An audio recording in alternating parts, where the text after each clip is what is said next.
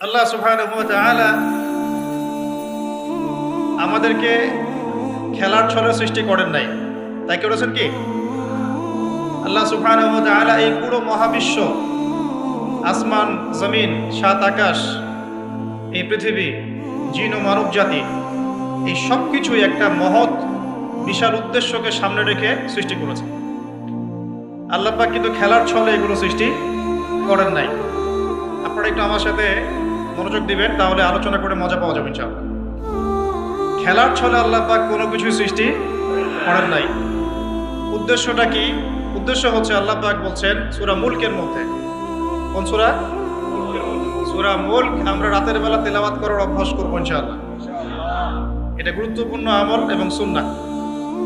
এই সূরার প্রথম দিকে আল্লাহ পাক বলেছেন আল্লাযী খালাকাল মাউতা ওয়াল হায়াতা লিয়াবলুয়াকুম আইয়ুকুম আহসানু আমালা।